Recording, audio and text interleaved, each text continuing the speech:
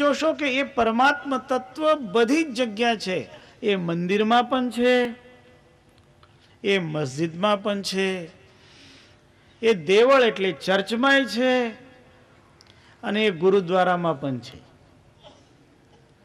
બધી જગ્યા છે.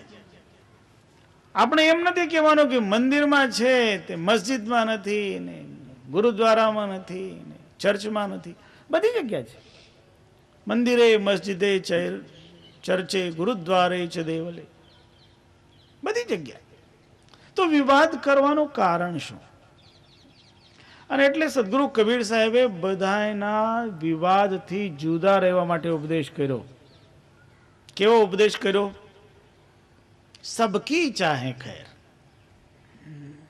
ખડે કબીર બજાર में सबकी चाहे खैर, ना काहू से दोस्ती ना काहू से बैर.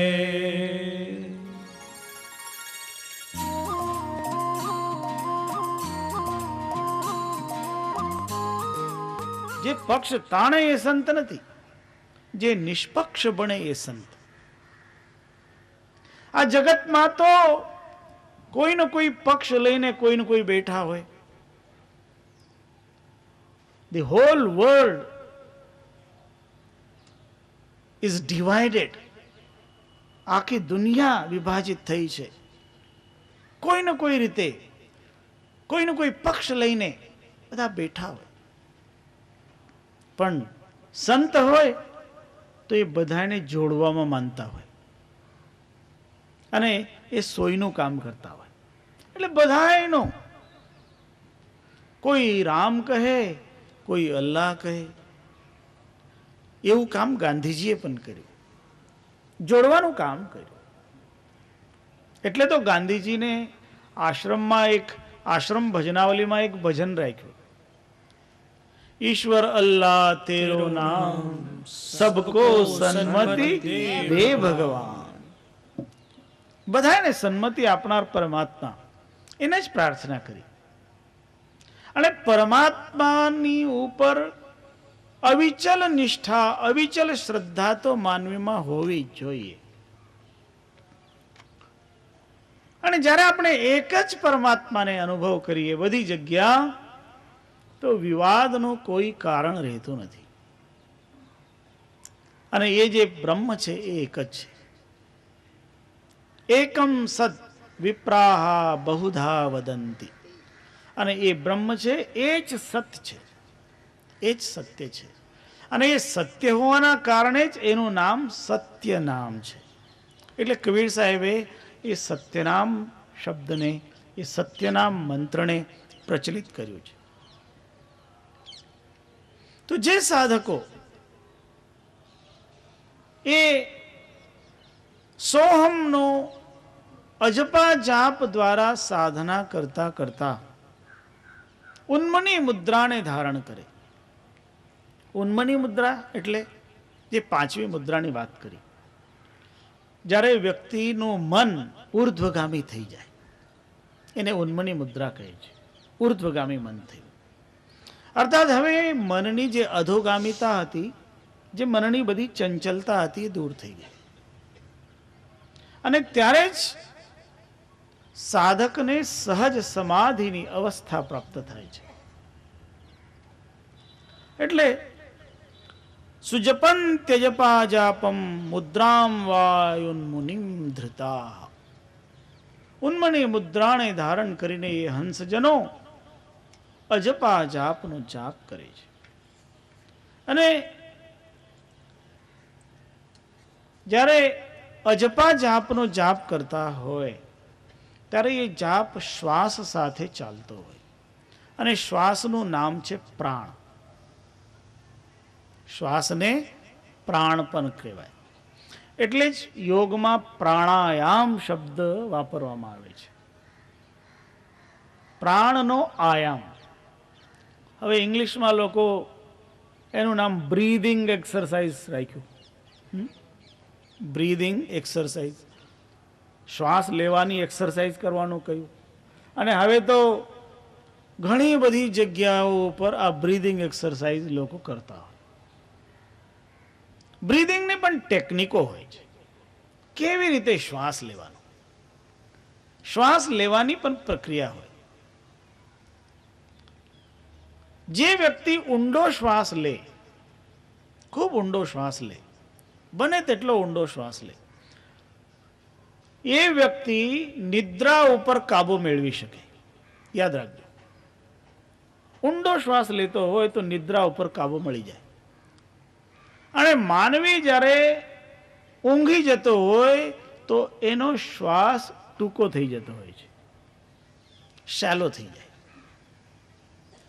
જેમ જેમ માનવીનો શ્વાસ ટૂંકો થતો જાય તેમ તેમ એ રિલેક્સ થતો જાય.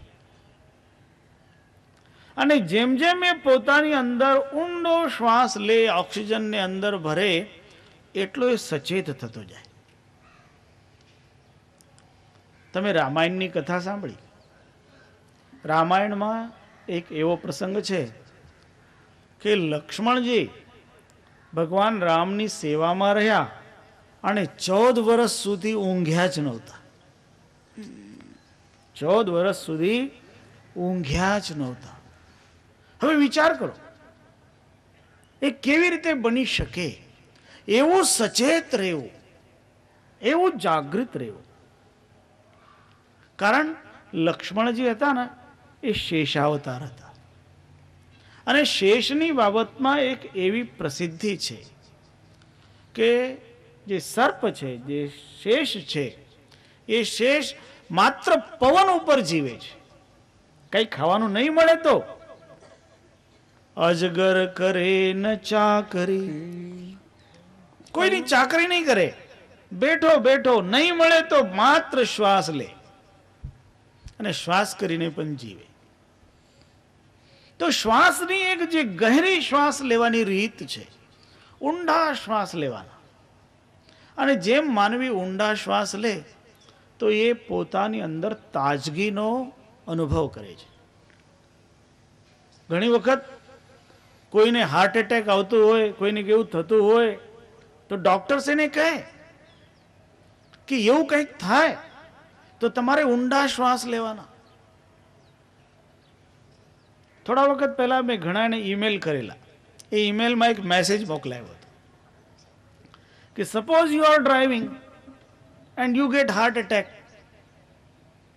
કારણ આપણા અહીંના લોકો કરતાં પરદેશમાં લોકો ડ્રાઇવિંગ કરતા હોય અને ડ્રાઇવિંગ કરતાં કરતાં એને એટેક આવી જાય તો એને શું કરવું જોઈએ? તો એ ડ્રાઇવિંગ કરતો વ્યક્તિ એટેક આવે એવું એને લાગે તો પોતાની કારને રોડની સાઈડમાં લઈ જાય. કારણ એની પાસે બહુ ટૂંકો ટાઈમ હોય છે. એટેક જે આવતું હોય માનવી ઉપર, એમાંથી બચવા માટે એની પાસે બહુ ટૂંકો ટાઈમ હોય. એટલે એને તત્કાલ પોતાની ગાડીને સાઈડમાં લઈ જવાનું અને ત્યાં ઊભી કરવાની. ઊભી કરવાની ને ઊંડા શ્વાસ લેવાના. અને ઊંડા શ્વાસ લઈને જેટલી વધારે ઉધરસ ખાઈ શકાય, જેટલી હાર્ડ ઉધરસ ખાઈ શકાય એટલી ઉધરસ ખાવાની.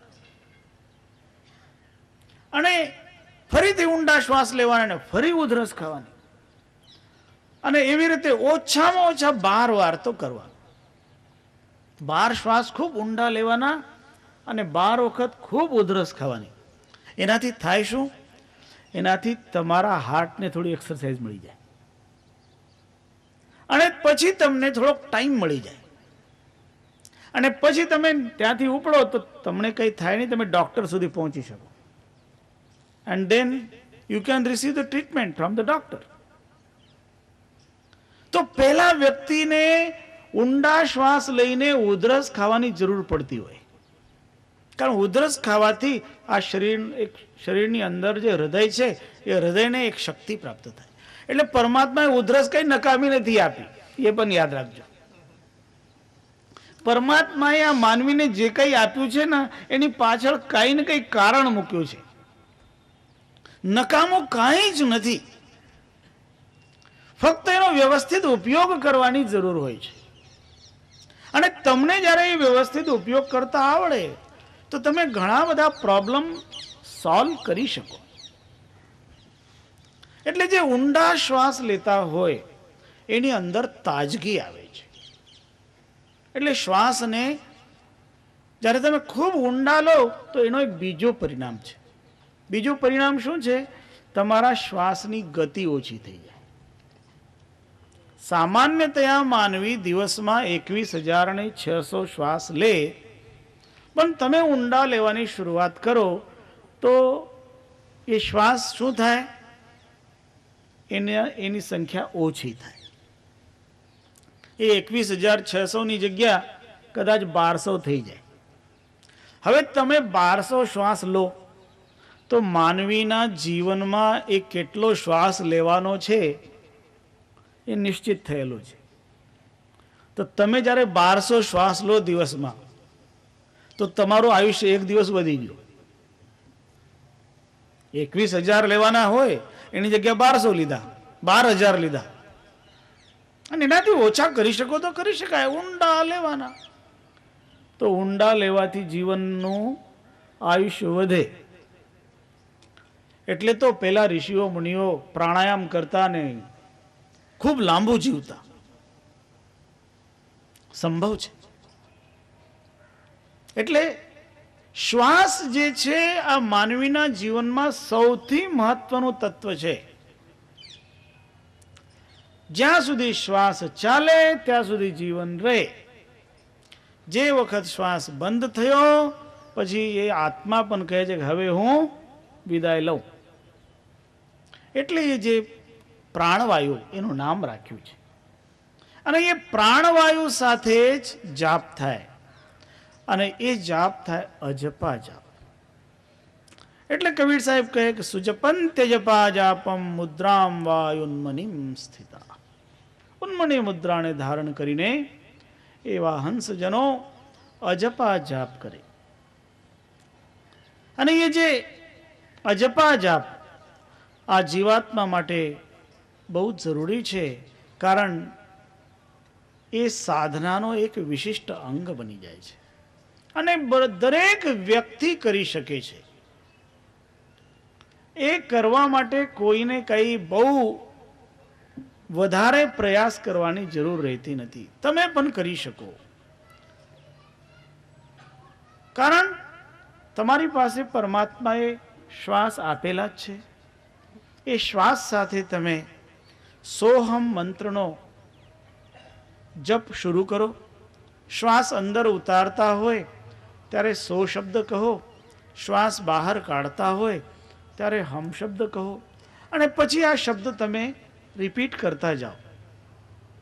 તો એના કારણે સ્વયમેવ તમારા જીવનમાં સોહમ સોહમનો જાપ થાય અને એ જાપનો અભ્યાસ તમને અજપામાં લઈ જાય. બહુ સરળ છે. અને સદગુરુ કબીર સાહેબનું જ્ઞાન બહુ સરળ. કારણ સદગુરુનો જે રસ્તો છે એ રસ્તો બધાને માટે કામ લાગે એવું છે. સદગુરુએ કાંઈ બહુ જટિલ રસ્તો નથી બતાવ્યો. એટલે જ સદગુરુના માર્ગને સહજ માર્ગ કહેવાય છે. એટલે દરેક વ્યક્તિ કરી શકે. ફક્ત જરૂર એટલી પડે છે કે પ્રોપર ગાઈડન્સ જોઈતું હોય. તો આ એક પ્રારંભિક કક્ષા છે. અજપા જાપ કરવાની પ્રારંભિક પગથિયું છે. પેલું પગથિયું સોહમ નામ સદા ચિત્ત લાઈ. સોહમ નામને સદા ચિત્તમાં ધારણ કરે જાસો કાલ દગા મિટ જાય. એને ધારણ કરે તો કાલનો જે પ્રપંચ છે એ મટી જાય. મન માનવીનું કંટ્રોલમાં આવી જાય. ચિંતયંતિ ન તે બધા કર્મભિસાર શબ્દકમ તે સંતિ ક્ષીણ કર્માણશ્ચાનંદમ સુલભંતિ તે. જે આ અજપા જાપ કરતા હોય, સાર શબ્દની અનુભૂતિ કરતા હોય, એના બધા જ કર્મ ક્ષીણ થઈ જાય. અને કર્મ ક્ષીણ થયા કર્મણા દોષ દૂર થયા ત્યારે એ હંસજનો પરમાનંદને પ્રાપ્ત થાય. અને એટલા માટે હંસજનોને પરમાનંદમાં મગ્ન એવું બધાએ સ્વીકાર કર્યું છે. અને જે પરમાનંદ છે એ પરમાનંદને જ પરમ બ્રહ્મ એમ પણ કહ્યું છે. પ્રજ્ઞાનમ આનંદમ બ્રહ્મ, એ બ્રહ્મનું સ્વરૂપ છે આનંદ. એટલે પરમાનંદને હંસજનો પ્રાપ્ત થાય. યથારણ પ્રવૃત્તૌ હિ કશ્ચિદ વીરો વિલક્ષતે, કોટિષ્વપી તથા પુંસુ કશ્ચિત શબ્દ સુખમ લભેત. આટલું કહ્યું ને, પણ બધા કઈ આવું કરતા નથી. તમે જોશો, તમે આટલું બધું સાંભળ્યું, હવે આટલું બધું તમારામાંથી કેટલા કરવાના એનો વિચાર કરજો. કયું બધાય ને, પણ કોઈ કોઈના અંતરમાં ટકી રહે. બાકી તો ઘણા બધા તો ભૂલી જાય. આ જગતમાં એવું બનતું જ હોય. જ્ઞાન આપવાનું તો બધાય ને, પણ કોઈ કોઈ એને ગ્રહણ કરે, કોઈ કોઈ એને સ્વીકાર કરે, અને કોઈને આ ટકોર લાગી જાય. અમે એવું જ કામ કરતા હોઈએ. કહી દઈએ, પથ્થરો ફેંકીએ. ભીડ છે જામેલી, એના ઉપર પથ્થરો ફેંક્યો. હવે ભીડ ઉપર પથ્થરો ફેંક્યો તો કોઈનું કોઈને તો લાગવાનો. જેને લાગે એનું ભલું થાય. એટલે જેને મળી ગયું અને જે સ્વીકાર કરી લે એનું કલ્યાણ. એટલે કે કશ્ચિદ વીરો વિલક્ષતે, કોઈ કોઈ વીર દેખા જાતા.